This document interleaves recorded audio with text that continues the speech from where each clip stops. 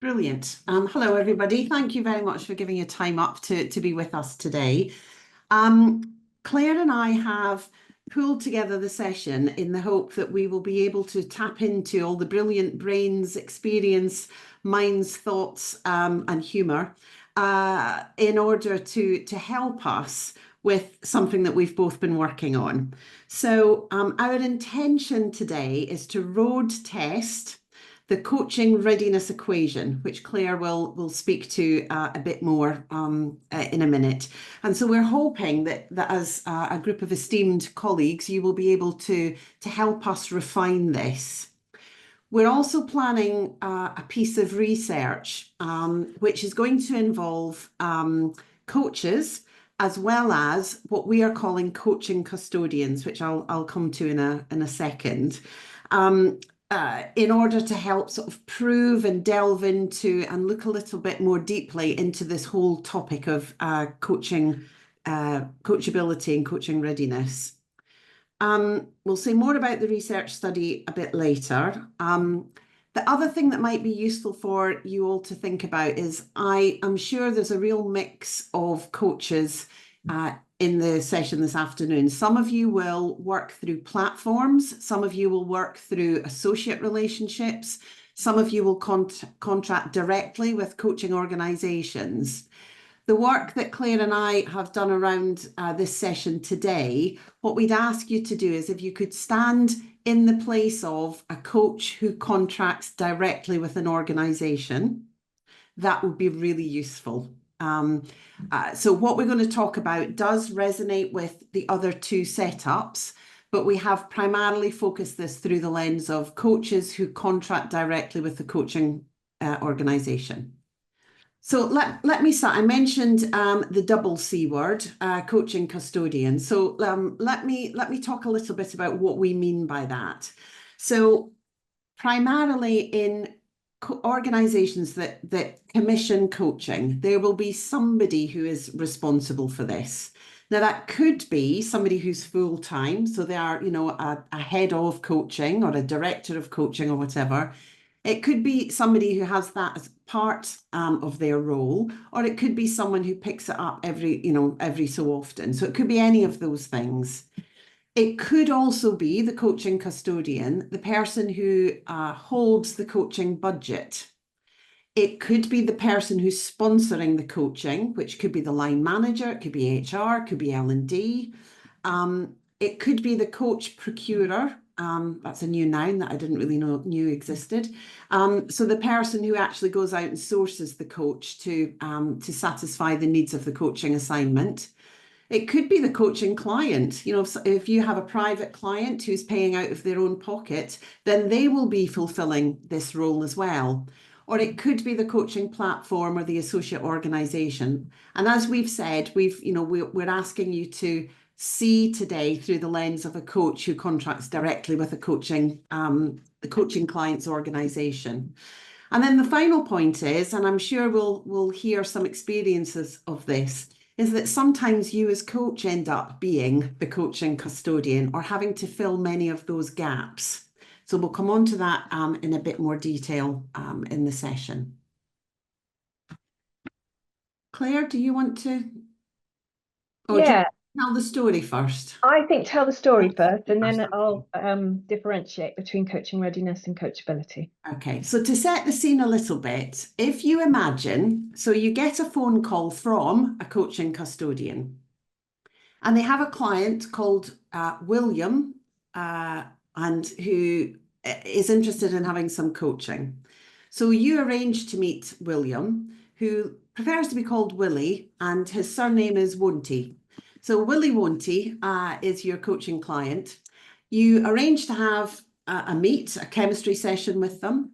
You turn up at the chemistry session and Willie has absolutely no idea really what coaching is, doesn't really know what he's meant to get out of it, hasn't been coached before, but is going to be seeing at least 2 or 3 different coaches. I'm sure that's a situation that resonates with a lot of you, where you've turned up and thought, actually, there's an awful lot of gaps here. There's a lot of work that needs to be done before this can go off and running, let alone how you're then going to manage the actual meeting with Willie himself. So that as a premise is what drove Clare and I to think a little bit more about what can we do to improve the situation for coaches, coaching custodians and clients in order to make that situation less awkward, have less gaps in it. And this is when we started to play around a bit more with the coaching readiness equation. But I'll hand over to Clare so she can position this even further. Thanks, Sam. So we see coaching readiness as everything that happens up to and including the preparatory work that the thinker, as I call them, does just before their first coaching session. So all of the coaching screening, all of the identifying the purpose, all of the constituent pieces that lead up to the coaching starting. So in that coaching readiness period, ideally the coaching custodian, along with the thinker, will be figuring out whether coaching is the right or best intervention to meet the individual's needs. Is this the right time to meet the individual's and the organization's needs? Is the individual ready, willing, and able to do what it takes to get the most out of this coaching, i.e. to do the thinking for themselves? That's why I call them the thinker. And is this the right partnership between coach and thinker? So that's, in a nutshell, what happens in coaching readiness. But there's so much in that will make everything else much more effective once the coaching starts. And that's when we get into coachability. So we would never, ever say that somebody is uncoachable. We would say they may not be coaching ready, but they're not uncoachable, because we've checked that they are ready, willing, and able to do what it takes to get the most out of this coaching program. So coachability is how the thinker makes the most of this opportunity, stretching and then building their own thinking muscles along the way with our support and challenge. So that's the difference that we see between coaching readiness and coachability. And that leads us into the coaching readiness equation, because this feels like a big part of the work that we need to revisit with a beginner's mindset. And this equation came about when I started scribbling on a napkin what I thought a summary of what I thought constituted coaching readiness. And then Sam and I started to talk about it more, and we updated it and updated it and updated it.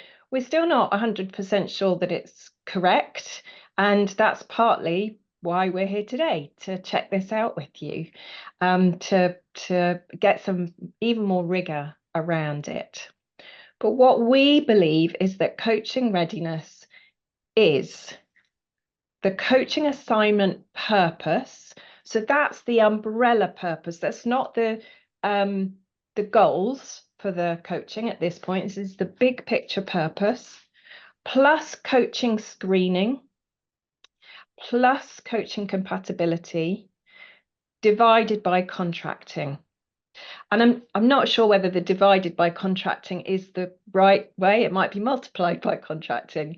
We're not wedded to the divided by, but there is a weighting to this. So if we were to weight each of these, we would want to perhaps give them a score out of 10 along the top row. So 10 out of 10 for each of those would be good. Whereas with contracting, really good contracting would be a 1. So we would be dividing by 1 rather than a higher number to figure out what the coaching readiness is. So the higher the number, closer to 30, the more coaching ready the individual is going to be for coaching. So that's our thinking as far as we've got to date. Now, coach screening will be a prerequisite to this. Organisation readiness will be a prerequisite. But this is about the individual, the component parts that contribute to individual coaching readiness. Anything else you want to say there, Sam, or shall I move on to? No, I mean, the research piece that we're going to do does cover the sort of soup to nuts. So the research, we do want to delve into a little bit more about what coaches' experiences are of coach screening, for instance.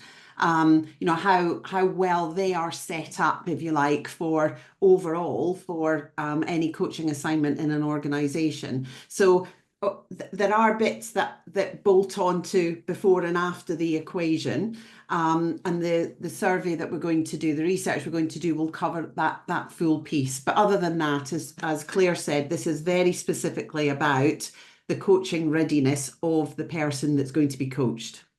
Yeah, lovely. So, shall we move on to the? Yes, let's start with the coaching assignment purpose then. So this is the first part of the top line. And so we have an intention and an output for each of these pieces.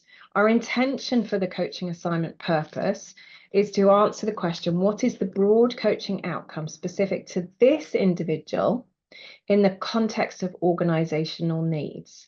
Now, you might stop at the comma if you are working directly with an individual, but if you're working with an individual who is being sponsored by their organization, then it most definitely needs to be a coaching outcome that is in the context of the organizational needs. So that's the intention of this piece. And then the output is a confirmation that coaching is the right intervention for the specific outcome. So we're going to have a polling question that we'd like everybody to contribute to. So how many times have you been briefed, either verbally or in writing, on the purpose of a coaching assignment? So this question will come up. I'll stop sharing so that Nicola can make sure that everybody sees how to answer the question. So you should, oh, here we go, marvelous. So I mean, everybody's quick off the block. they're just there, they're just there. If you want to do it on your phone, then I've also got a QR code. If you'd prefer to scan that, then you can scan that on your screen.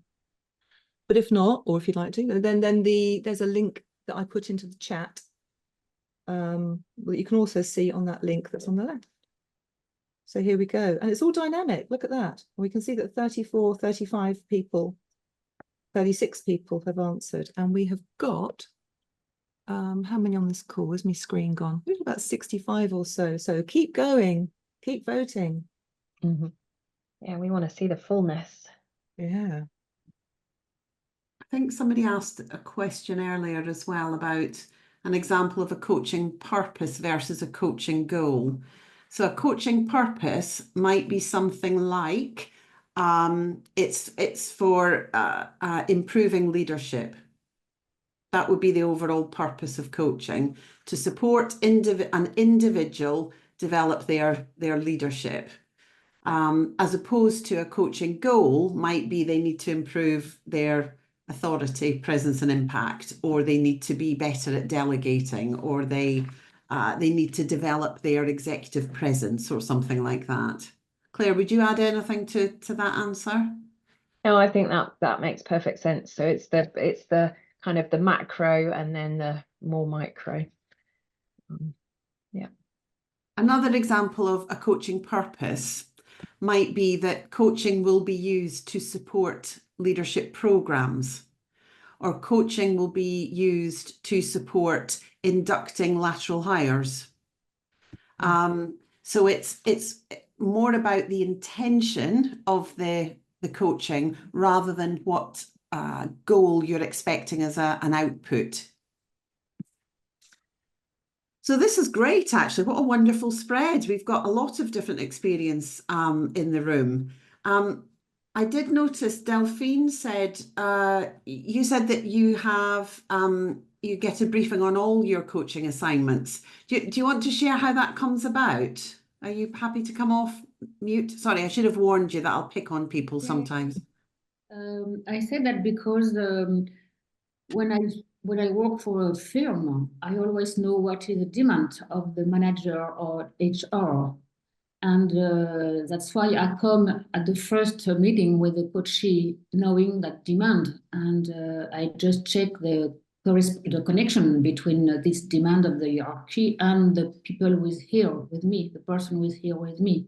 So that's in that way I said all my coaching, I think, I mean, I know before, not exactly the aim of the coaching, but the demand of the HR or manager. I don't know if I did understand very well what you asked, but that's my answer.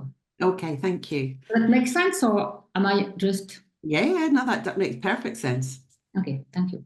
Can I hear from somebody who has less than half of their coaching assignments where they get some form of briefing? Does somebody want to come off mute and share for them what that's like?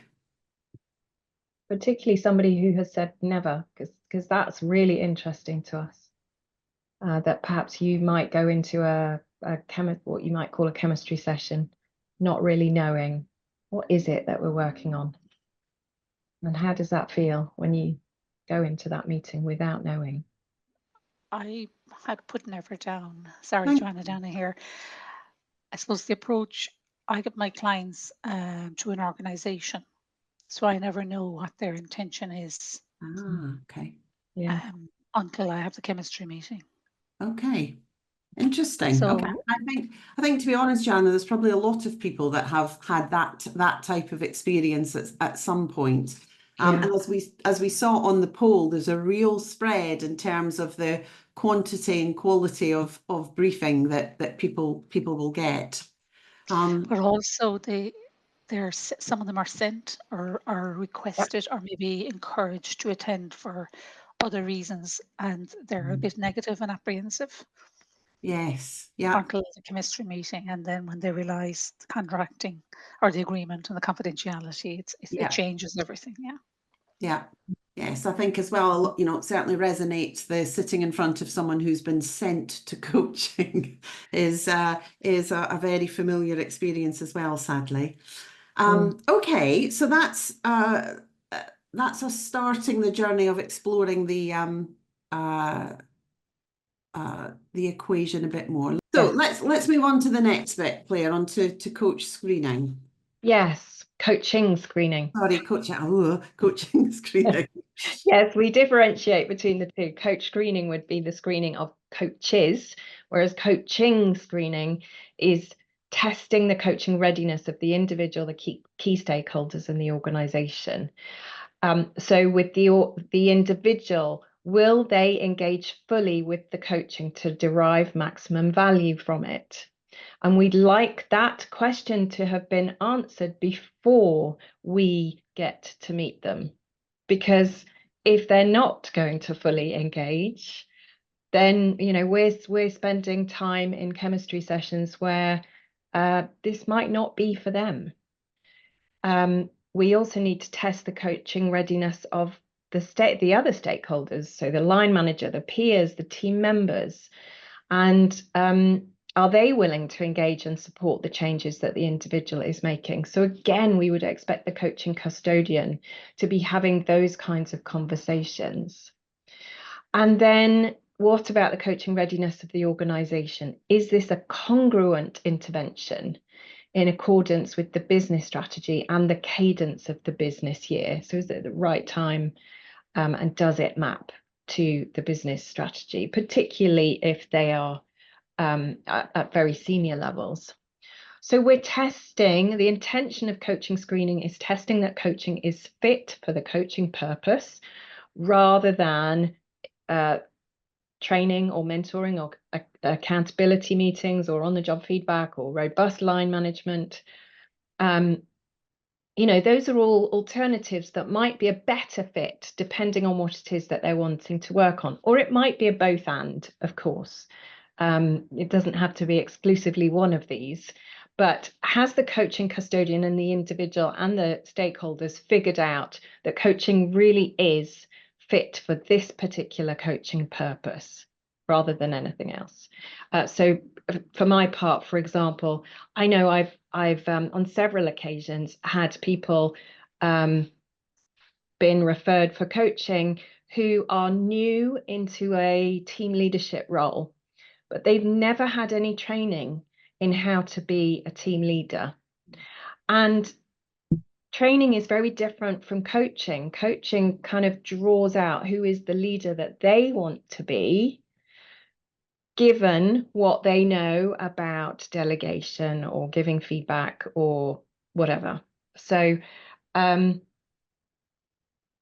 it may be that the training needs to be offered first before coaching can really be optimally utilized to get value from it. Otherwise, we may get hooked into a different form of intervention. And I, for one, have not, although I come from a leadership development background, I don't keep up with every leadership model out there or what is the best practice. So as their coach, I don't see it as my remit to be able to support them with that. I want them to have had training before they come to me, or at least in conjunction with having coaching.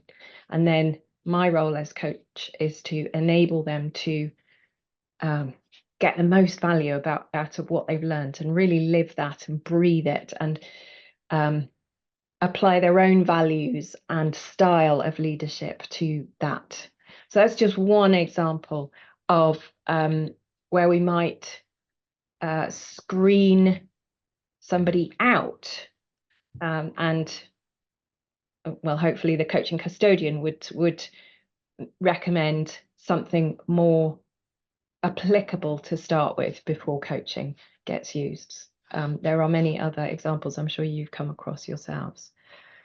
Now, the output of the coaching screening then is a transparent coaching brief, seen by everyone, the individual, the key stakeholders, the coaching custodian, detailing the requirements of the coaching assignment, including confirmation that coaching is the appropriate intervention for the assignment purpose, that all stakeholders are in alignment with the reason for coaching and are committed to support the individual, and that the individual is motivated to fully engage with the expectations for themselves as a full partner. This also allows for fit for purpose coach matching. So once we know, or once the coaching custodian knows what the full brief is, they can then look at their coaching pool and choose a coach for what you might call a chemistry session. We call it a compatibility session. So we are going to invite you into some breakout rooms to talk about this and your own experiences of how this might have happened for you in the past, because I see there's a few questions about format of coaching brief, etc. So that would be a great question to take into your breakout. So Sam, do you want to set up the breakout? Yeah, I can't look at the slides and see the chat, so I just want to see if there's anything in there that we need to cover before we send people in. But so essentially what we're going to invite you to do is Nicola is going to work her breakout room magic and put everybody into breakout sessions, and we're going to invite you in your groups to share ways that you have experienced coaching screening done well. So some of the questions that were coming up were very much around, well, what would that look like? And that's what we'd like to encourage you to explore and have a kick about with in the breakout rooms. It may be that some of you have never experienced this being done well, in which case, please have a conversation about, well, what could it look like? You know, for you and your practice, what would you like coaching screening done well to look like? Because of course, we don't want to end up in those awful situations where you're sitting in front of a client and you realise that actually they don't need coaching. I mean, that's a dreadful situation for everybody to be in, because extrapolating yourself from that's really difficult if you're going to maintain, you know, the fact that everybody can come out of that looking good. That's difficult. You know, you don't want to go back to a coaching and custodian and say, sorry, but essentially you haven't done your job properly. This person's not, you know, coaching's not the right solution here. And also you don't want them to then suspect that maybe you're trying to gracefully get out of not having to work with that client, because there might be something wrong there. So there's, you know, I think that's a very unfortunate situation for people, and avoidable situation for coaches and clients to find themselves in. So what we are hoping to do through this activity is find ways that we can encourage organisations to think about how they can perform a coaching screening so that things are better set up. So what ideas did you get from each other? That would be great to see.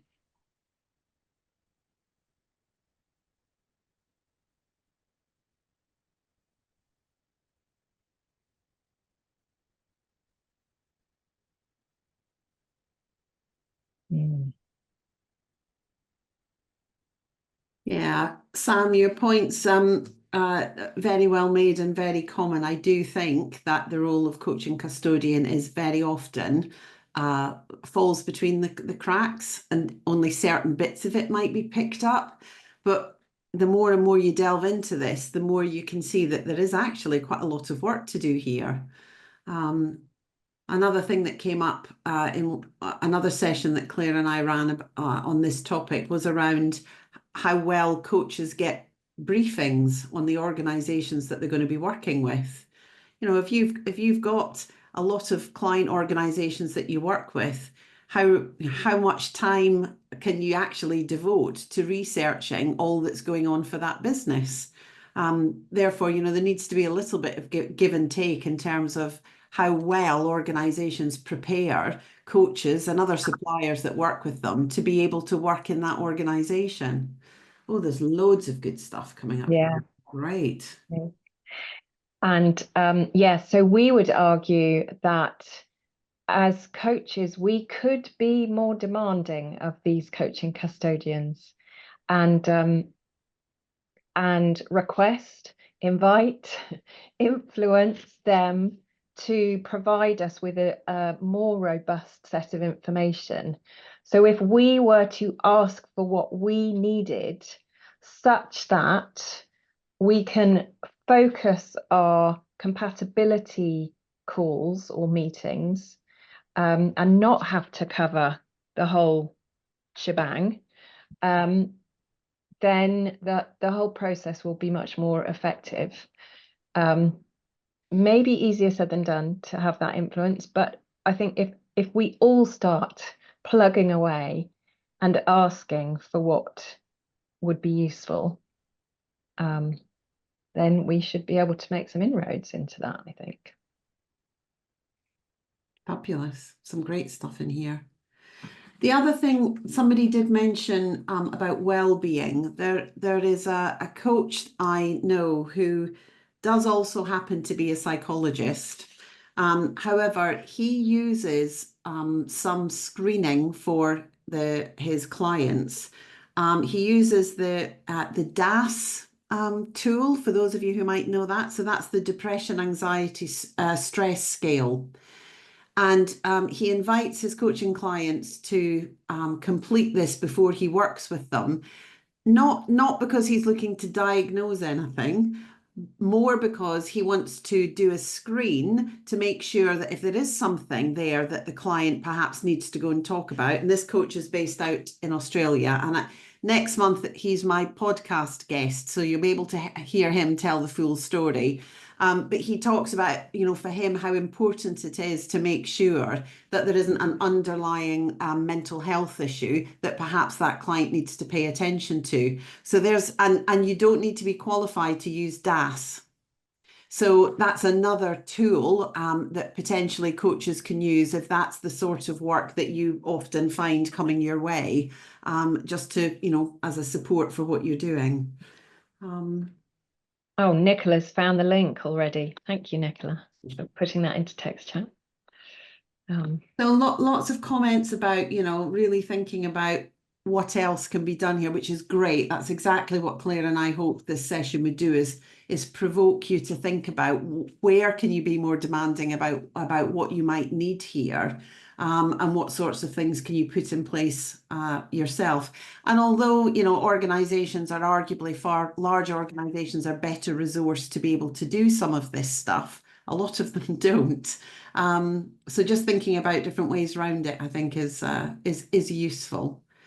Were there any you particularly wanted to pick out of this in the chat, Claire? There's a lot there. There are a lot, yes. And so I want to go back to something that somebody posted before you even went into the breakout rooms, and it's how do you trust the responses? I'm presuming that's how do you trust the coaching custodian to have done a good enough job that you don't have to re-screen in a chemistry session. And I think it does depend on the relationship that you have with that coaching custodian, and that will build over time. I do think we could trust them more if we were to ask for what we needed, because sometimes they are not that well educated about what would be useful to set this coaching up for success. Maybe they have taken on this coaching custodian role kind of off the side of their desk. It's not their main job.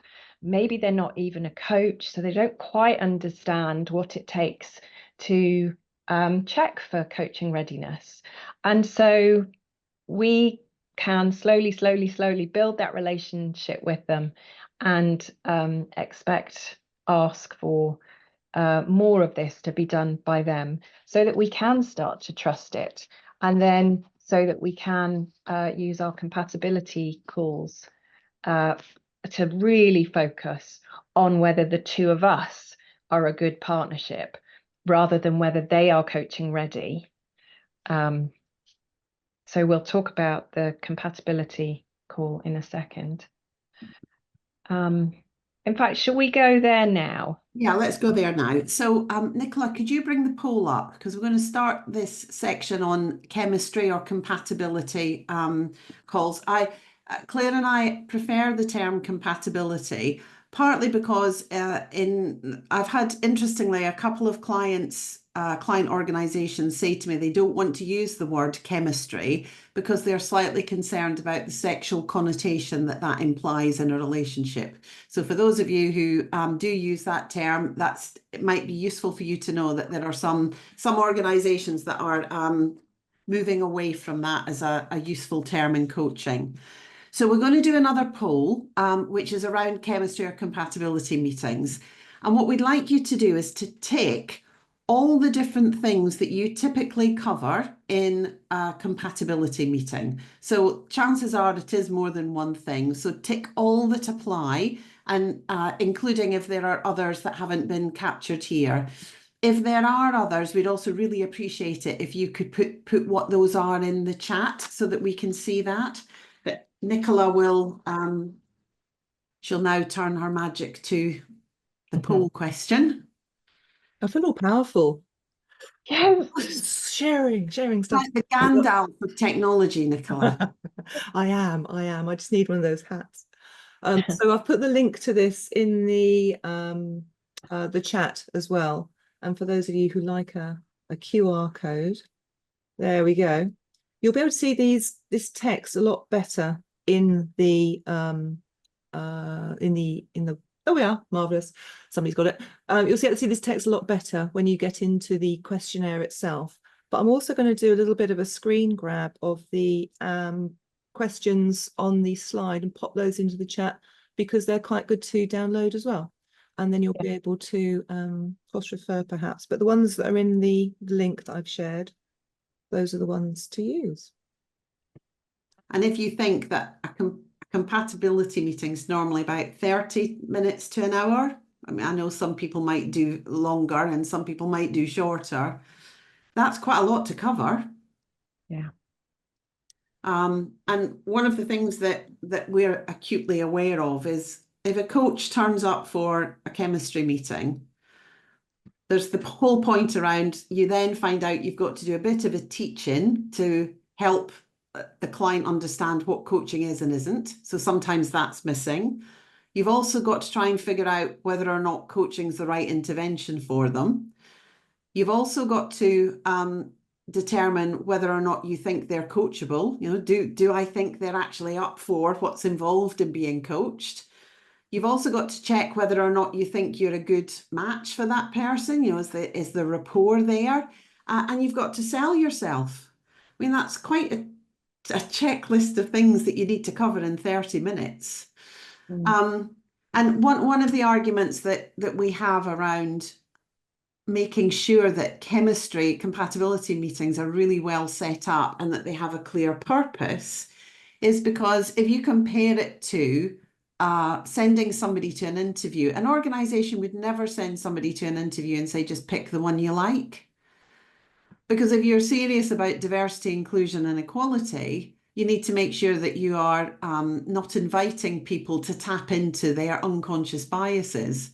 So telling someone just to rock up to a chemistry meeting, do a beauty parade and pick the one they like flies in the face of that somewhat. But Claire's going to cover a little bit more around our thinking on compatibility meetings.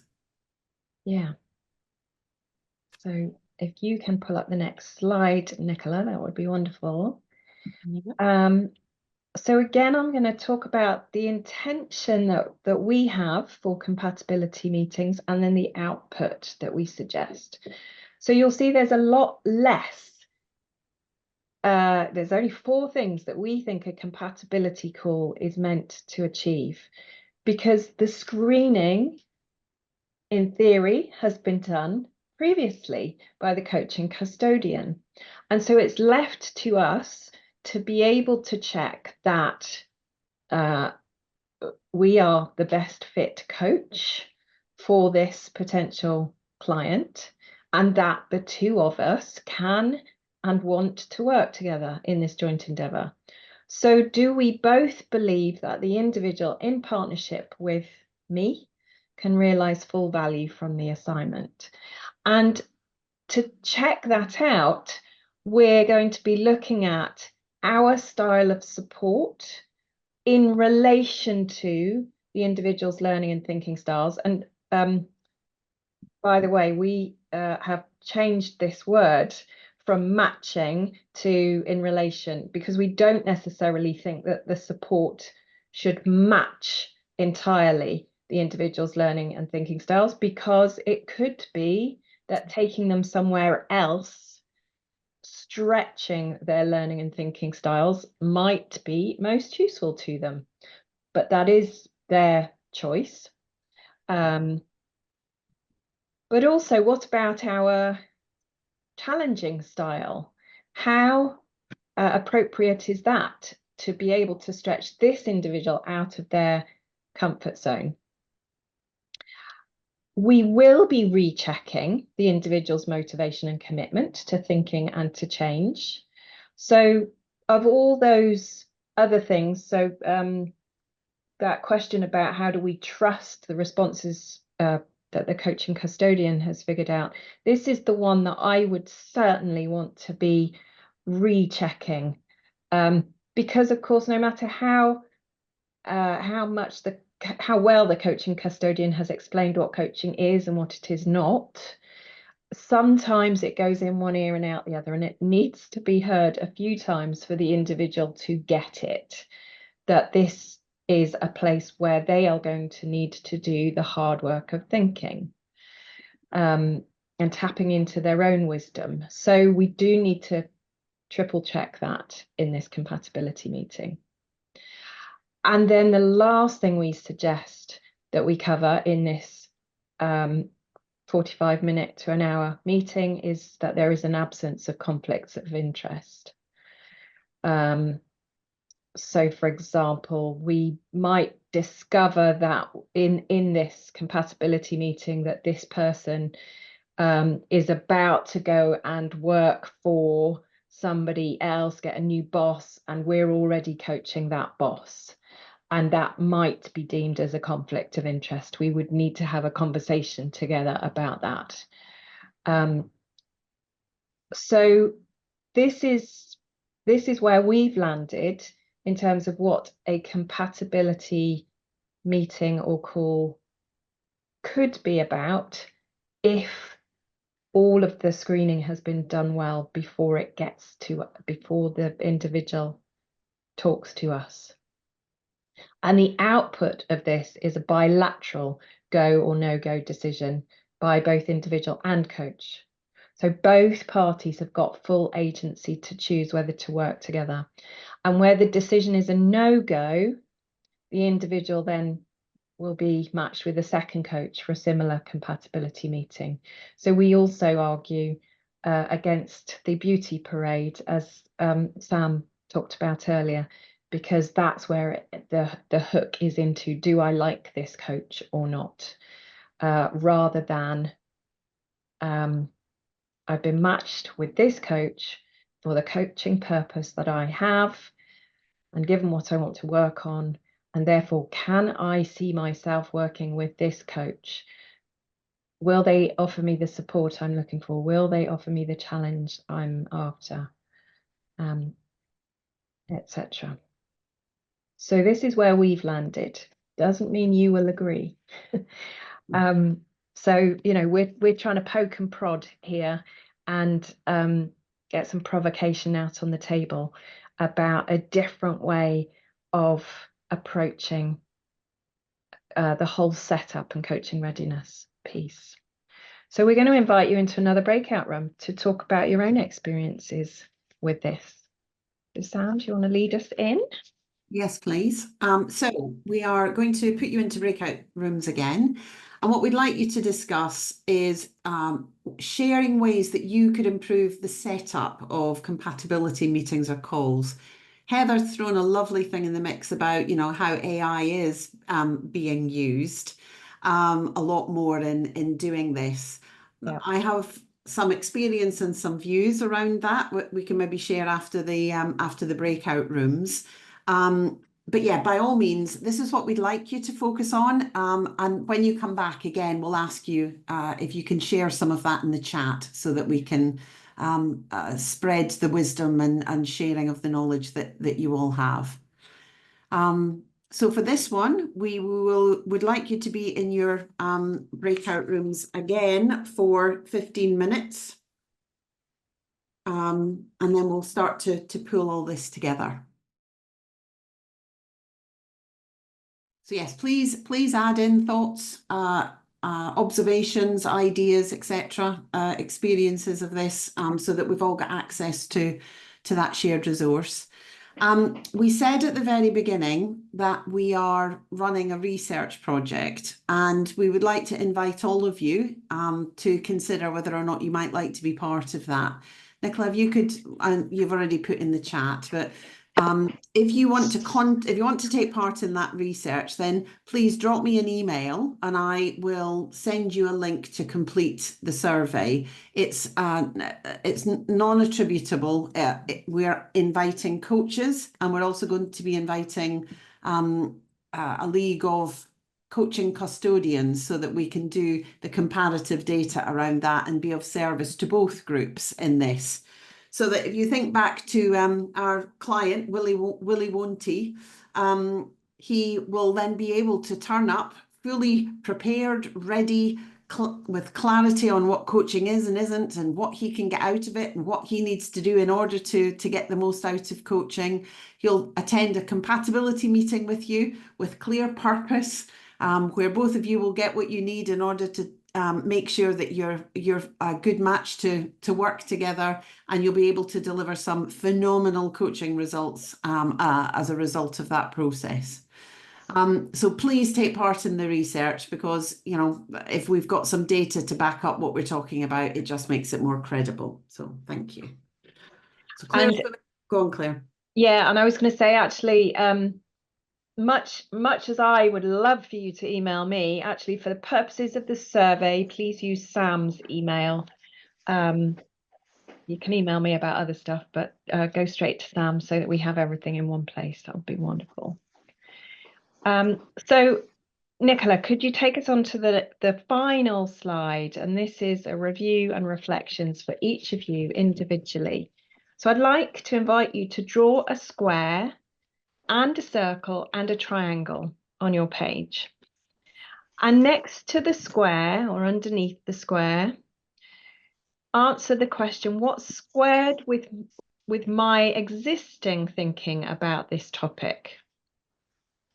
So things that you've heard today that squared with what you already were thinking. Then next to the circle, write down what is still rolling around your head that you want to circle back to. And finally, next to or below the triangle, what are you going to do differently as a result of today, really claiming your agency?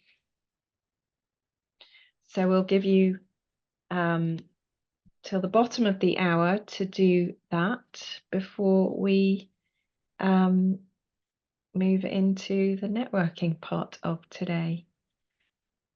So what has squared with your thinking? What's still rolling around? And what has changed in your thinking?